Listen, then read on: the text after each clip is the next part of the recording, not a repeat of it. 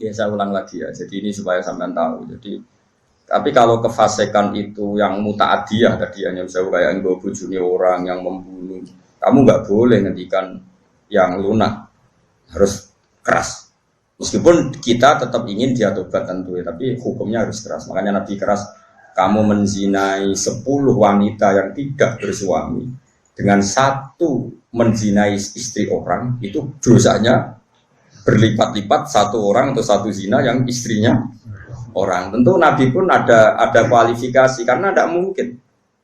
Taruh saja misalnya Yun Sewu ya, naudzubillah ya. Orang menzinai lonte ini kan profesional. Haknya kan hanya hak Allah. Kamu yang hanya melanggar itu hak Allah. Kamu melanggar aturannya Allah. Tapi kalau menzinai istrinya orang, apalagi orang ini merasa istrinya ini afifah apa? Afifah itu apa Rasulullah? Gak mau zina lah Pak afifah. Kayak apa? Jadi bojone pamit ning mall karena suaminya mau afifah disilai mobil digawani ATM. Terus boleh demenan. Kayak apa? Mangkal mobil diganggu fasilitas dari suaminya. Kayak apa? Makanya Nabi jelas ngendikan dosa besar itu antuzania bihalilati jari. Kamu menzinai istri orang. Istri orang pun di kelas-kelaskan, terutama istrinya tetangga. Ada urutannya. Jika kalau seperti ini Nabi tegas sampai misalnya Nyon Sewu ada hukum rajam. Saya pernah dalam Bahsul Masail ditanya, Gus rajam itu kan jahat, masa orang dibunuh gini-gini karena zina? Saya jawab, oke, kita dalam Islam Indonesia nggak ada rajam. Tapi Allah selalu mempertontonkan kematian yang sama. Ini hujjatullah. Misalnya begini, saya tanya. Andai kan ada hukum rajam tegas, mungkin satu Indonesia yang kena rajam itu nggak sampai 100, nggak sampai 10 kan? Karena syaratnya harus ada saksi 4 sing nginceng. Tuh iku kudu roh detail mlebune alat kelamin ning vagina. Ada roh kelonan tok, ora cukup. Aku roh ning dhuwure tetep ora iso dalam hukum Islam. Kudu roh alat kelamine lanang mlebu ning vaginane cawe itu. Kan ra ngarah roh. Terus rohe papat kudu bareng. Ada gentenan yo ndak diterima. Terus parahe meneh saksi papat iki kudu adil. Ada pegawaian nginceng yo ora adil. Jadi kemungkinan tercapai rajam kan ada saksi 4 yang melihat langsung alat lelaki kelamin masuk di vagina. Terus wong iki gak fasik, termasuk fasik sing pegawai deh. Misalnya sini Mustafa Adil, lo kok nganti roh, lo pengen gitu, lo soleh sing ngencengan. Nah, kemungkinannya, oke. Berarti yang kira-kira yang kena rajam itu hanya 10. Bandingkan tanpa hukum Islam kayak di Indonesia, yang mati karena cemburu berapa? Ini bukti bahwa hukum Islam itu benar. Kita membiarkan hukum zina seperti ini di Indonesia. Tapi gara-gara cemburu, istri membunuh suami, suami membunuh istri, pasangan muda membunuh pasangan selingkuhannya macam-macam. Gara-gara perzinaan wong ape zina terus wedoke ngomentari Mas piro ngadus sing lanang tersinggung ditekek mati. Nah ini kita harus dengar ini supaya kita jadi tambah iman. Ternyata tidak ada hukum Islam yang katanya mereka kejam rajam. Ternyata hukum yang dibiarkan liar lebih kejam karena cemburu membunuh, karena tersinggung sama pasangan lontenya membunuh. Kan natijanya sama-sama menghilangkan nyawa. Maksud saya yang ngaji saya tak kasih tahu. Oke, kita tidak pakai hukum rojam, tapi Anda harus tetap tahu di luar hukum rojam toh lebih sah. Itu kan ada yang di Surabaya itu mati jadi dilebokno tabung LPG jadi semen. Gara-gara demenan wedok, konangan terus sampai istrinya yang tua itu karena lebih kaya, nyewa preman dipateni dan dimutilasi macam-macam. Coba kalau kematian-kematian di TV rata-rata kan pasangan selingkuhan. Artinya kita seneng ya, seneng artinya gini. Orang-orang itu yang mengkritik rajam katanya tidak manusiawi, sebagian LSM itu kalau mengkritikan seperti itu. Ternyata yang dibiarkan di luar tanpa hukum rajam lebih ngeri. Rajam itu lebih prosedur karena tadi syaratnya harus saksi 4 menyaksikan langsung. Mungkin enggak? Video ra iso diedit. Ora oleh foto momen video enggak bisa di wong Kanjeng Nabi dibantah bolak-balik mbek sahabat. Ya gara-gara Nabi itu kan saking apike wong. Sahabat ya saking mangkele wong.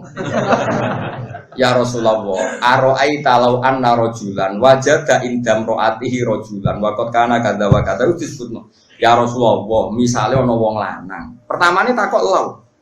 Ana wong lanang mulai mergo ibojone iku ning dhuwure wis ana wong lanang liya. Madza af'al. Terus kula sing dilakoni tiyang niku madza yaf'al dilakoni napa? Nabi jawab, yo al-bayyinah wa ila khudda ala dzuri. Kudu ana saksi. Nah ora kowe sing tak jilid, perkarane kowe kodaf nuduh orang lain. Napa ya Rasulullah bayyinah? Iya bayyinah, pinten papat. Kula goleki kanca sedeng bar dadi batal. Kula kan golek wong papat sedeng bar. Lah kok do pinter mesti. Nabi aja ngotot yo ras pokoke al bayyinah wa illa khudala dzori itu tetep bayyinah nak robel. Nah, saya itu berkali-kali basul masail yang seperti itu. Menurut saya itu benar Nabi. Saya ulang lagi itu benar Nabi. Tentu Nabi itu paling benar. Bukan karena kita kultus saja, logikanya begini. Oke, dalam konteks orang soleh kayak Mustafa, mungkin cerita seperti itu benar. Ya cerita seperti itu benar. Tapi problemnya, wong lanang sira soleh itu ya akeh. Wong lanang sira soleh soalnya melaporkan istrinya karena wis ra soleh kepen Mekah. Pak Hakim melapor. Tadi malam saya mergoki istri saya selingkuh, maka harus diceraikan. Kalau hakim itu menerima semua orang, nanti semua orang kalau mantel istrinya akan menuduh istrinya zina. Dan kalau hukum Islam ditegakkan, semua yang tertuduh zina dirajam, entek wong wedok. Paham ya? Maka sebaiknya Nabi mah nggak percaya. Paham sih kalau maksud? Sehingga dipersulit. Akhirnya apa? Dalam konteks suami istri ada hukum khusus disebut li'an. Disebut nomor li'an. Li'an itu istrinya didatangkan di masjid. Zaman dulu kan tidak ada kantor pengadilan. Suaminya didatangkan di masjid. Sama-sama bersaksi tabri'ah. Tabri'ah itu gini. Disuruh sumpah 4 kali. Yang kelima itu sumpah. Corosan itu sumpah sambil berdek. Sumpah pocong cara Madura. Kalau saya bohong dalam menuduh istri saya siap kena bedak atau kena laknatnya Allah. Terus istrinya di depan Rasulullah sumpah 4 kali, yang kelima saya siap mendapat azab Allah jika saya bohong. Baru terus dilepas. Furriqa bainahuma alal abad, keduanya diceraikan alal abad abadi, sama-sama enggak boleh nikah lagi, terus diceraikan secara syar'an. Yang kok ngenteni perkembangannya pangeran, pokoknya sama-sama nantang sing gorong, nggak berbeda gitu. Utara cara saya dipelintes tronton. Kalau di daerah saya gitu kan, anak pantura, ada tukaran gitu. Aku ada nganti melok wong iku, tabrak truk. Terus yang musuhnya, ojo truk tok, meni tronton. Saking mangkelin, soalnya debat tuh. Nak sing mbong belah ya ngono, kecemplung segoro. Sumpah apa? Mungkin nak sing biasane Merapi, sumpah kecopot ulo, kan sesuai daerah apa? Masing-masing. Ini penting kalau aturakan ya. Jadi saya mohon sekali, jadi untuk hal-hal yang menjadi hukumannya Allah, kamu harus angkat tangan. Iya Allah menunjukkan wong-wong maksiat itu lahum fid dunya. Di dunia itu pantes sih, itu ya untuk ono inan. Makanya dalam Indonesia udarane copet yo. Coba, kok ini jenius. Berkali-kali aksi kok gak konangan. Berarti sing dicopet itu bodoh, sing nyopet. Wah, ya repot langsung sesuai nak gak ono bahasa hukum nanti begitu. Kalau warani itu orang yang menarik. Sampai banyak orang tertarik. Berarti hebat.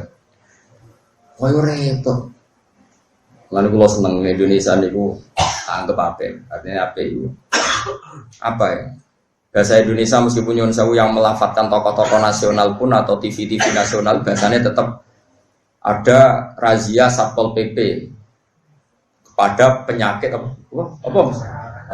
Penyakit masyarakat. Bahasanya masih seperti itu, penyakit masyarakat terus. Ya pokoknya sampah masyarakat masih bagus. Tapi kan nanti kalau bahasanya dirubah hanya karena nuruti nyuwun sewu kemanusiaan. Satpol PP memburu orang yang belum dapat pekerjaan, yang sementara, wah malah kangelan repot. Suara pulau is bener Bapak.